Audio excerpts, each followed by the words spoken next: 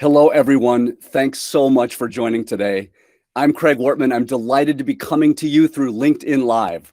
Before we get started, I just want to share our backup plan with you today. You always have to have a backup plan. If we run into any technical issues and can no longer be live for some reason, I will share a recorded video on my profile. So that's our plan B. Thanks again for joining me here. This is going to be a lot of fun. Today, I'm launching a quick mini series here on LinkedIn Live on striving to be the most interesting person in any room. I'm launching this for my fellow entrepreneurs and sales leaders who have followed me here, thank you, on LinkedIn for a long time, but also for anyone who wants to be more well-rounded and thus have better conversations. And the way we're going to do this is to take a close look at something you probably do every day, which is read. Yes, what you read can help you be the most interesting person in any room. And now I'm talking here about a specific form of reading, nonfiction, business or school reading, reading to make you better in your job or in school, reading to be in more service of your customers, friends, family, reading to learn and stretch yourself, or reading to just scratch an itch on something that you're interested in. In their fantastic article called The Sales Learning Curve, two professors who were instrumental in helping me build my first MBA course about a dozen years ago, I can't believe it's been that long, Mark Leslie and Charles Holloway, describe how great entrepreneurs hire Renaissance salespeople as they launch their businesses. And the reason they call them Renaissance people is that these people are comfortable talking to different types of customers about different types of problems. They are, as the term suggests, Renaissance people. They're well-rounded. They're able to have many different types of conversations, and by definition, they're more interesting. Now, as a salesperson and a professor, I know that's a weird combination.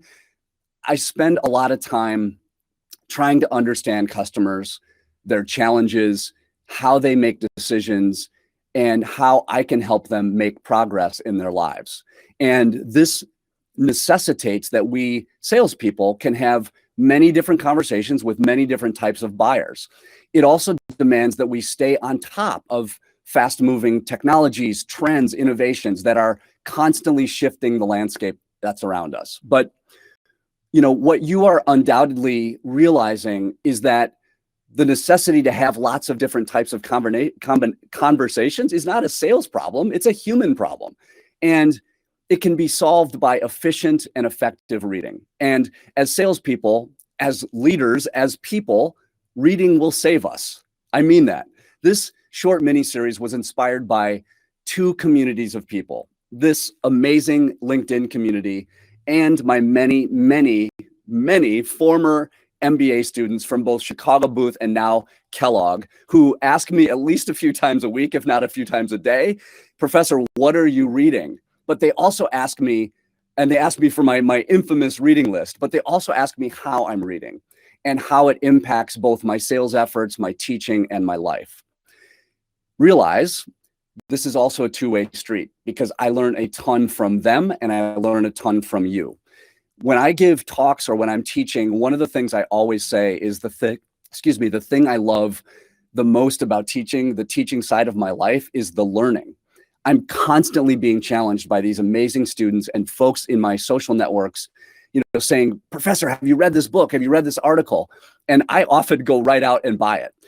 This sheer volume demands that I have a rigorous way to sift through this mountain of reading efficiently, but also effectively.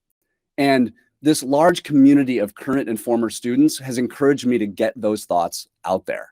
Over the past couple of years, in partnership with my friend and fellow professor, Suzanne Mushin, we've walked thousands of people through a session we call Life Hacks. Essentially, how we hack our lives to be more happy, healthy, productive. And one of the most popular hacks that she and I discuss with folks is how we read and consume content. So finally, this series was also inspired by professors like that, professors who I'm surrounded by, these incredible people who are writing their own books. And sometimes I am lucky and get asked to review and do some feedback on their books. Right now, I'm in the middle of reviewing and recording feedback for a fellow Kellogg professor of mine who just wrote a fantastic book on sales which, by the way, as an aside, is going to be a breakthrough book, my prediction, on sales, and will change the way we think about selling. I'll leave that for another LinkedIn Live series. So today is about blocking and tackling. It's about developing a methodology, a process to read more and better, to retain more of what you consume. Now, doesn't process sound super exciting? It is, actually. Stay with me. It is exciting. It is my ambitious goal that if you adopt this process, you will be the most interesting person in any room. How's that for an ambitious goal for these LinkedIn Live series? I mean it. I really mean it. If sales is about helping people make progress in their lives, then in some real way, we should be coming to every table, every room, every customer, every prospect, first asking, how can I be of help? And then as we listen, learn, as we uncover their hurdles and their challenges that they're facing, and we begin to help them, we should be equipped to be able to provide multiple perspectives. And folks, multiple perspectives means being widely read. It means being a Renaissance person. The world needs multiple perspectives right now. And where do we get these multiple perspectives? Through reading. Now, before we go any further, let me be clear about the what we're reading. I'm talking about work and school reading. I'm talking about books and long form content here. Audiobooks, even TED Talks and podcasts count. I'm talking about any long form content that makes you think, not clickbait or the latest highlight reel. I'm talking about content that will change you, the way you think about the world, or offer you a new perspective on your work or your customers' challenges, or even, I might add, your life. You know what I'm talking about. The stuff you have to read, the stuff you want to read, the stuff you need to read. What I've seen in over a decade of teaching in business schools is that we're slipping, folks. We are slipping and sliding towards very short form content that research suggests trends very negative. Why would we do that? Now, I don't know. I'll leave that to my psychologist colleagues at Kellogg, but suffice it here to say that I want to do my tiny part in helping stop that slide and encourage us to read with more discipline and more skill. If you follow me online, you know that for years I've talked about skill and discipline a lot, and how mostly great salespeople and entrepreneurs are the ones who constantly develop their knowledge, their skill, and their discipline. And folks, skill and discipline apply to reading just as much as to any other aspect of your life. You can go to the gym and you can grab a few dumbbells and you can do a few stretches, and that's the equivalent of consuming a few short clips. Or you can get in the gym and you can get after it. You can do some heavy lifting or some hard running, knowing that you're going to work for this one. You're going to earn it. So I'll give you a quick sense of what I've read so far during this quarantine. I've had a little bit less commute time, more time to read. I hope that's the same for you. And I've read now in the last, 7 or 8 weeks, I've read 2 books on sales, one on mindset, one on reading, of course, 4 books on decision making, and 4 fiction books just for fun. Over the years, as I said, I've compiled quite a list of books and articles and TED Talks that inform my teaching and my work in sales and my consulting. This reading's changed my life. It's helped me build multiple MBA courses, multiple executive MBA courses, multiple online courses. It's helped me launch businesses. How else would I know how to do these things? So here's what we're going to tackle in this mini-series. In part 1 here, I'm going to outline a super quick process for reading long form content that will help you get good at getting great at reading. I will highlight the skills and disciplines that are the engine that powers this process. Acquire them, and they will transform the way you read, making you more efficient and effective. We're going to do this today. And then in part 2 of this LinkedIn Live series, I'll demonstrate some great life hacks and tools that I've developed for reading that will accelerate your learning curve and slow the forgetting curve. And yes, that's a real thing. Finally, in part 3, I'll interview some authors of books that help us salespeople more persuasive, make us more persuasive. And I'll do that both to understand what they have to teach us, and we'll also get some insights into how they read. So, part 1, let's get after it. Okay, we must begin at the beginning. Here's a 1-minute history of how to read a book. And I mean it, 1 minute. In 1940, an American philosopher named Mortimer Adler, you got to love that name, wrote a best-selling book called How to Read a Book that turned into what we now call a living classic. It was a runaway success. And although now it's a bit dated and it's a lot dense, the reason it was so popular is that he outlined in great detail the different ways you can read a book, depending on what you are reading and what you want to get out of what you're reading. 80 years later in today's world, we might say, what's the job to be done of the book I'm about to read? I sat down during this quarantine and I reread the classic, and I actually listened to it on audio, the audio version as well. And I think it still has a lot to teach us. In it, Adler goes deep into the four main forms of reading: elementary, or learning to read. We'll skip that here. Inspectional reading, or skimming a book. Analytical reading, which what I suspect most of us are doing for work or for school. And what he calls syntopical reading, or reading two or more books on the same subject to do a deep dive into that subject. Okay, enough history. I don't think it will help us go any deeper into these four types of reading, but I do think there are some key disciplines and skills embedded in this book and in his approach. And I've taken the liberty here of extracting some of the skills and disciplines and embedding them in my process. Those of you who follow me know that high performance in anything, sales, leadership, sports, music, life, is based on a strong foundation of three things: knowledge, skill, and discipline.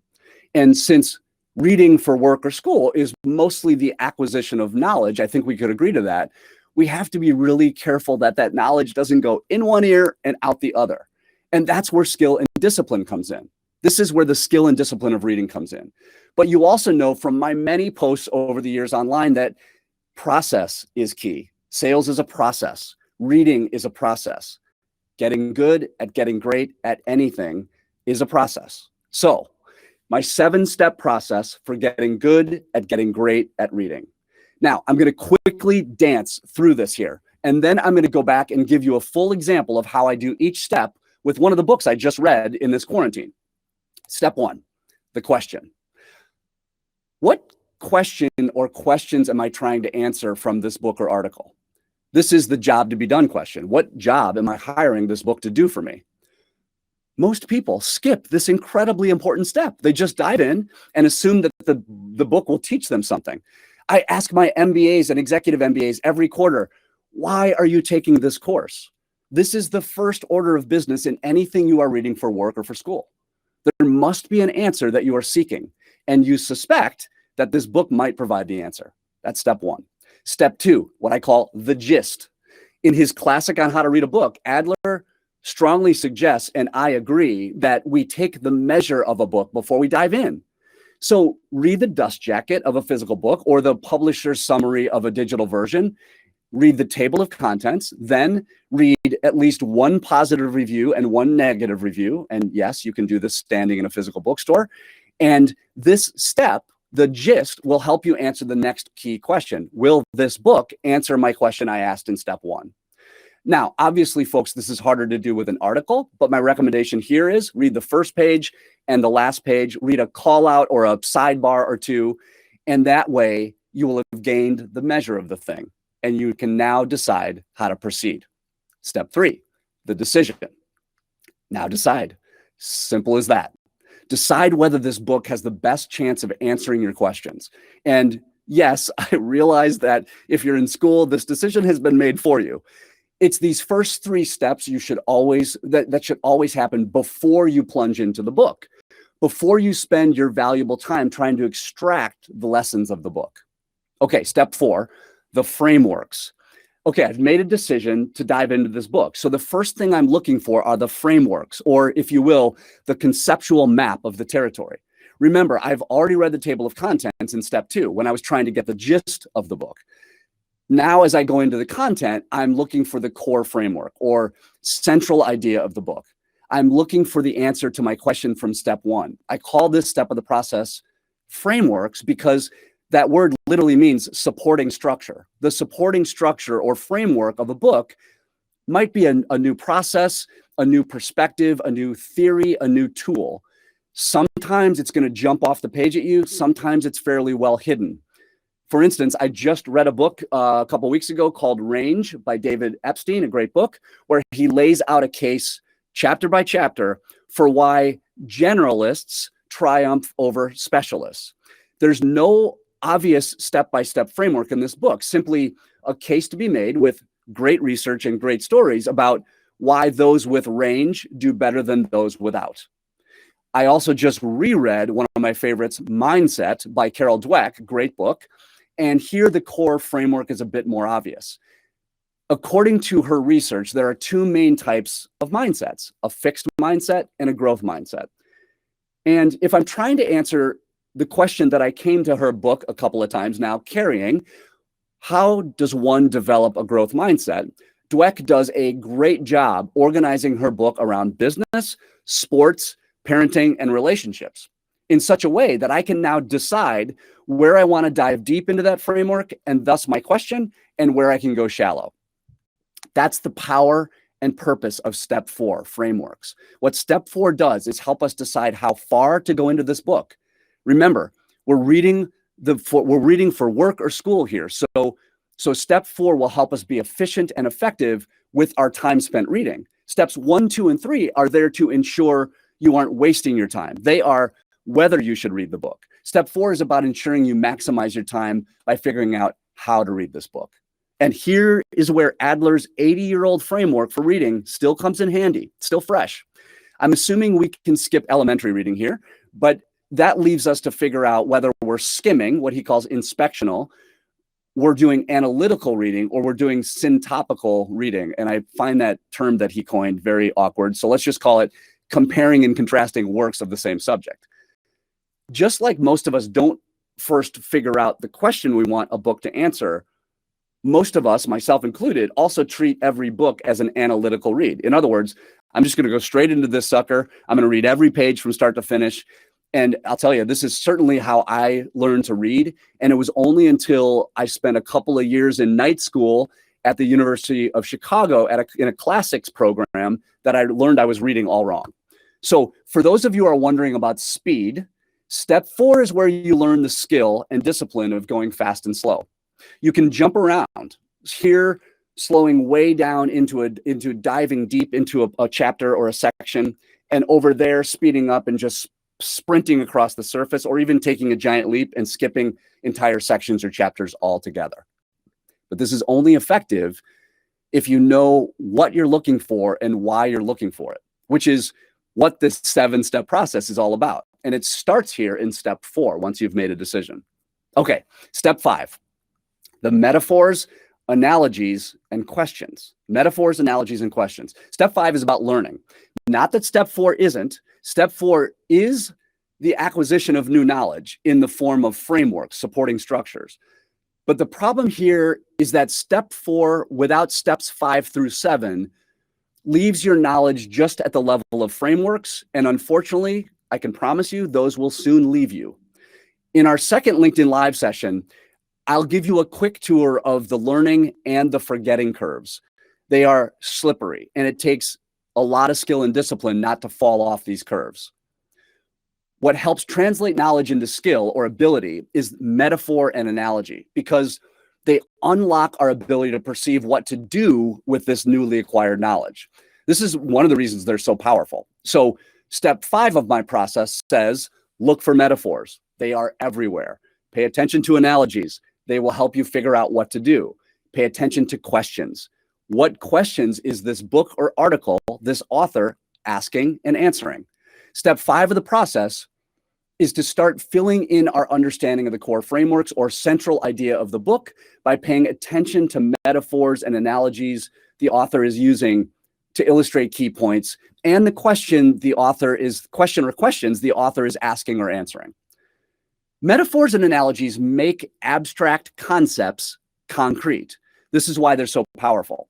In another great book I read a couple years ago, maybe a few years ago now, On Writing by Stephen King, fantastic book, he says that metaphors help our understanding and comprehension because we can, quote, see an old thing in a new and vivid way, end quote. A word psychologists use is salient. A metaphor or analogy makes an abstract concept salient, and in that way, it makes it more memorable. So a metaphor for this video might be a book or an article is like a map. Study the map before you visit. Find the edges of the map. And then once you've decided to visit, mark out the territory. Plan your visit so you take in the best sites. That would be a metaphor analogy for this of this video. So pay attention here in step 5 to the metaphors and the analogy the author uses, as these will become your tools to remember the framework and bring it to life long after you've read it. Also, pay attention to the questions the author asks and answers. Again, sometimes this is subtle, sometimes it's more explicit depending on the author. What this allows you to do is add new questions and answers on top of the main question you are asking the book, deepening your understanding of the subject matter. Okay, step 6, the stories. Step 6 is the same as step 5, except instead here you're paying close attention to the stories that the author tells. If metaphors and analogies help us better understand and apply the knowledge we are learning, the stories are the tools that make it stick. As some of you know, I wrote a book on stories some time ago, so this is likely the subject of another LinkedIn series. But with respect to reading, I'm collecting stories along the way because they bring all of this stuff, the supporting structure, the framework, into context. Authors use stories to breathe life into their frameworks, their process, or their research. Stories provide context for the central ideas of the book, essentially saying, okay, here's how this looks in practice, and then a story follows. So great readers pay close attention to these stories because stories tend to be the most memorable thing about any book. And by the way, any conversation or presentation. This is why we read novels, of course, because they are simply just book-length stories. But for school or work reading, for nonfiction, the stories will often be the thing that we remember most long after we've moved on to another book, long after we've moved on to another subject. Okay, step 7 is what I call the gift. This is called the gift. When you read things this way with these 6 steps, you give yourself a gift. The gift of fresh knowledge, fresh thinking, the gift of perspective. But this gift of knowledge is not one that keeps on giving unless you are skilled and disciplined too. Without skills and disciplines, the knowledge will leave you. And in part 2 of this series, we will dive into step 7 and how to hack the skills and disciplines and build tools you need to capture the knowledge that you've just gained from this article, this book, this podcast, etc.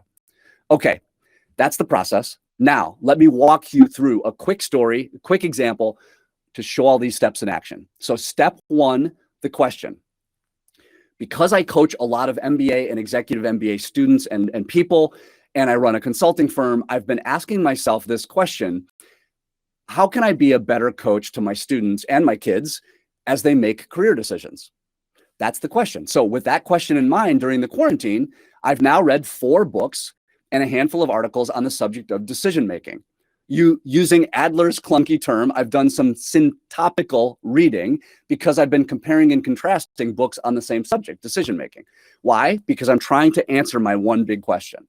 Now, with that question in mind, the goal for my reading becomes a lot clearer. Now, as I read, I'm more aware of what I'm looking for.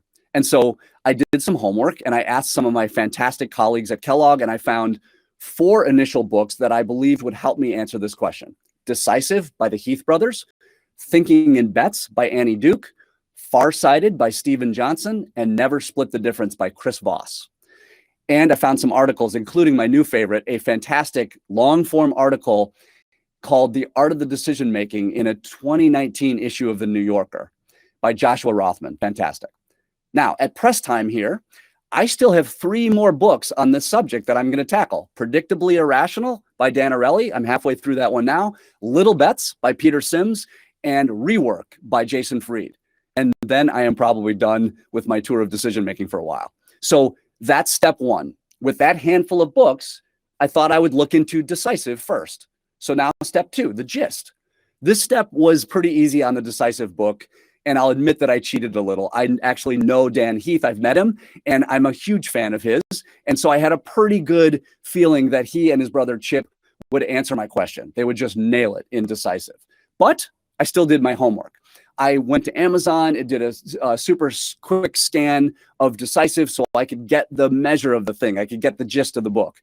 And there was a line from a review in USA Today was really the only push that I needed. It said, quote, "The Heath brothers have expertly explored the topic at length and broken it down into small action steps that anyone grappling with a big decision will benefit from. Along the way, there are great anecdotes," end quote. So that quote made step 3, the decision, easy for me. Will this book answer my question? Yep. Click. Step 4, the frameworks. Now, as I dive into the book Decisive, the first thing I'm looking for are frameworks or conceptual maps of the territory of decision making. And there it is right on page 28 of my Kindle version. There's the WRAP framework. The WRAP framework is an acronym, WRAP, for decision making, for helping us make better decisions. W is for widen your options. R is for reality test your assumptions. A is for attain distance before deciding. Super clever. And P is prepared to be wrong. Right there on page 28, I have the conceptual framework for this book. And now I have it and can share it. Next time I'm coaching a student, I might use that framework to help them not fall victim to what the Heath brothers call the spotlight effect, narrowing in on too few options and not being able to sort of pull out, step back and see the whole playing field, see perhaps better options. The discipline here in step 4 is just to pay close attention and then choose to write down, record, or underline the core frameworks of the books. And again, I'll show you this in my hacks section of the series. Most of the time, authors will make this obvious. Other times, you really have to look closely. Once you are fairly certain you've captured the core frameworks, and if you are so inclined, the underlying research that causes the frameworks to be true or accurate, now you move on to step 5, the metaphors, analogies, and questions. And you start to hang context, shape, and color on the frameworks themselves. Why? To bring them to life and to make them more memorable. In fact, I just used one of their metaphors I found on page 8 of the book, the spotlight effect. That's a simple and powerful metaphor for decision making that I can use now with my students as I coach them, or an analogy. These are powerful ways to help a student who is struggling to make a big decision on their next step. For instance, on page 34, the authors used the psychologist Roy Baumeister's analogy of decision making. Most of the time, he says, we humans are on autopilot, making only a small amount of conscious decisions every day, but these add up. So Baumeister compares it to driving a car. 95% of the time, you are driving straight, but it's the turns that determine where you end up in your life. It's a great analogy. Simple, powerful analogies like these bring decision-making from this abstract WRAP framework to a concrete, palpable feeling. Wow, I am on autopilot. I wonder how that's impacting my life. Or this student seems to be on autopilot. How can I help them snap out of it? Now, back a few pages on page 29 of Decisive, I find this question. How can we plan for an uncertain future so that we give our decisions the best chance to succeed? Now I can decide whether this question will help me answer my larger question about how I can be a better coach. Sounds like it will, so I'm definitely going to read this part and not skim it or skip it altogether. So pay close attention then and make notes of how authors bring their concepts or frameworks or research to life. And by the way, these metaphors and analogies and the next step we're going to explore, stories, are really where great writing often shows up. So that's a benefit. Step 6, the stories. Step 6 is similar to step 5 in that now you're looking for stories. I'll be more persuasive as a coach if I offer you the WRAP framework as a model, but then I wrap a story around that framework that brings it to life for the person I'm coaching. And the closer the story gets to the lived experience of the person I'm coaching, the more impact it will have on them. Notice what this means, though. We have to be really disciplined and skilled at capturing the stories told in the book. I find this, as a person who cares a lot about stories, as the most challenging and the most rewarding part of reading. How do I grab that great story that the Heath brothers tell on page 229 about the decline and fall of Kodak? And how do I make that story my own? This takes both skill and discipline. And again, I'll show you some of the hacks and tools I've developed over time for this in part 2 of the series.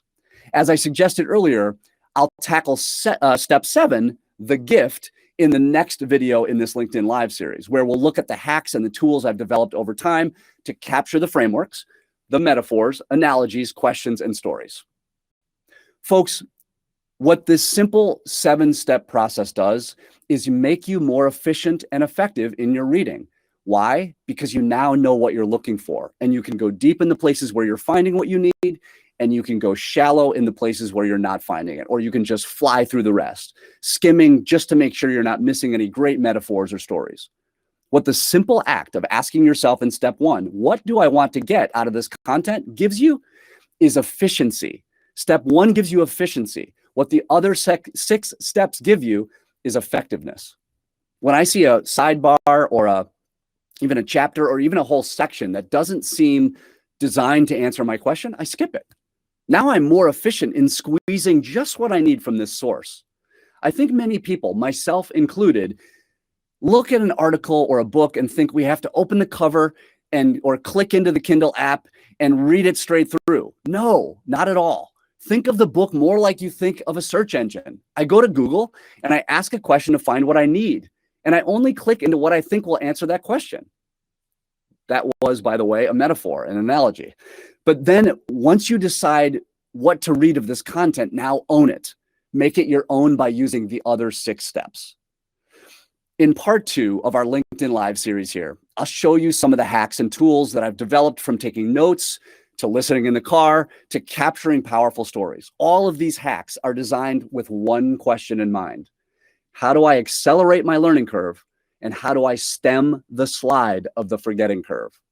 This series is designed to make you more efficient and effective, such that every book and long-form article you read, every audiobook or podcast you hear, every TED Talk you watch are not only gifts that keep on giving, but that will make you the most interesting person in any room. Okay, team, we got to start wrapping up. I've got just a couple of parting thoughts to share with you as we conclude this first part of your series. 2 things you should know and a request before we wrap up. I'm excited to announce that the next run of my online MBA course, titled Mastering Sales, is launching on June 25th. In the online program, you'll gain a comprehensive view of the entire sales process, from preparation to contact to scaling yourself and others, and becoming 10 times better than you are right now by building the knowledge, skill, and discipline of high performance. In a word, you will be unstoppable. You can visit the Kellogg Exec Ed sites to learn more, and I will post those links, of course. You can also visit us at salesengine.com and learn more about equipping yourself and your team to reach peak sales performance. Folks, if you enjoyed this video, so here's my request. If you enjoyed this video, please share the live stream with your network. I would really, really appreciate it. So, a couple of just parting thoughts for you. Reading is a constant stream of fresh water in your sales conversations, in your conversations, and in your life. It feeds your brain, but most importantly, it feeds your soul, and it nourishes everyone around you. You are what you read. You know that. In 5 years' time, you are what you've consumed over that past 5 years. Now, just thought experiment for 2 seconds. Look back. What content have you consumed in the last day, the last week, the last year? Is it making you better? Is it teaching you something that you can hold on to and remember, that you can use? Is it making you the most interesting person in the room? Well, now you have a 7-step process, and soon I'll add some hacks and some tools to your toolkit. I look forward to seeing you again. Thank you so much for spending some time with me.